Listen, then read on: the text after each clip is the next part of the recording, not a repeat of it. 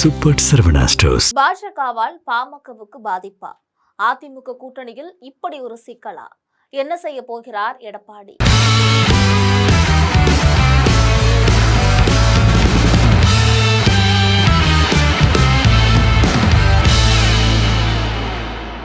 சட்டமன்ற தேர்தல் தமிழ்நாட்டுல நெருங்கி வரக்கூடிய நிலையில அனைத்து கட்சிகளும் தேர்தல் பணிகளை தீவிரப்படுத்தியிருக்காங்க. அந்த வகையில அதிமுக மற்றும் அதன் கூட்டணியில இருக்கக்கூடிய கட்சிகளுடன் தொகுதி பங்கீடு பேச்சுவார்த்தையும் நடத்தப்பட்டு வருகிறது. தொகுதி பங்கீடு பேச்சுவார்த்தை சமீபத்துல டெல்லி சென்றிருந்த அதிமுக பொதுச் செயலாளர் எடப்பாடி பழனிசாமி அங்கு மத்திய உள்துறை அமைச்சர் அமித்ஷாவை நேரில் சந்திச்சு தொகுதி பங்கீடு தொடர்பாகவும் தேர்தல் பணிகள் தொடர்பாகவும் ஆலோசித்ததாக கூறப்படுகிறது. கடந்த மார்ச் 1ஆம் தேதி பிரதமர் மோடி தமிழ்நாடு வந்திருந்த போது தேசிய ஜனநாயக கூட்டணியின் பொதுக்கூட்டம் மதுரையில நடைபெற்றது.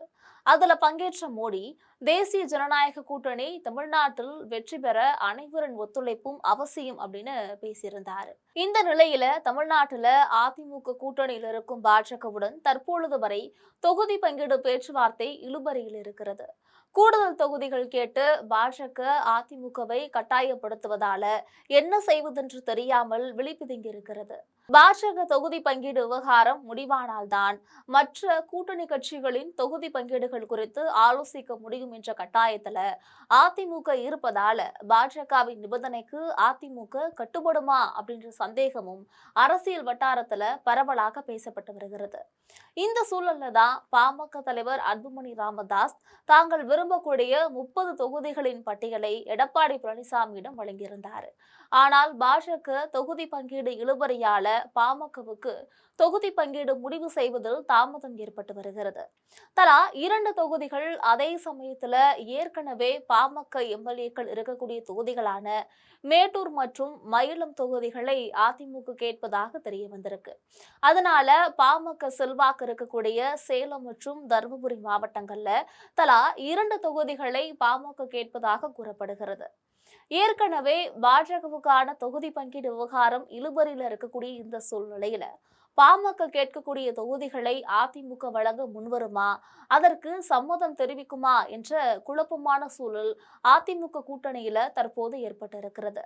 திமுக கூட்டணியில இறுதிக்கட்டம். ஆனால் மதசார்பற்ற முற்போக்கு கூட்டணியான திமுக கூட்டணியில அடுத்தடுத்த கூட்டணி பேச்சுவார்த்தை முடிவடைந்து தொகுதி பங்கீடும் முடிவு செய்யப்பட்டு வருகிறது.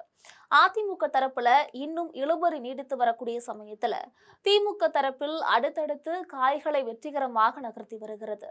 இந்நிலையில் தொடர் இழுபறியாக இருந்த காங்கிரஸ் விவகாரத்துக்கு முற்றுப்புள்ளி வைத்து காங்கிரஸையும் தன்வசப்படுத்திக் கொண்டது திமுக.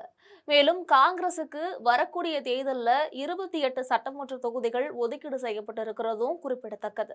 அதிமுகவில் நடக்கக்கூடிய குழப்பம் என்ன? தேர்தல் பணிகள் பாதிப்பு. அதிமுக தரப்பில் என்னதான் தேர்தல் பணிகளை தீவிரப்படுத்தி இருந்தாலும் இந்த தொகுதி பங்கீடு இழுபறியால அந்த தேர்தல் பணிகளை மறைமுகமாக பாதிக்கலாம் என்று அதிமுக மற்றும் கூட்டணி கட்சிகளின் தொண்டர்கள் கருதுகின்றனர். இது பற்றி நீங்கள் நினைப்பது என்ன என்பதனை மறக்காமல் கமெண்டில் பதிவிடுங்கள். இது போன்ற அரசியல் செய்திகளுக்காக எப்பொழுதும் இணைப்பில் இருங்க ஜெம் தொலைக்காட்சியுடன். நன்றி.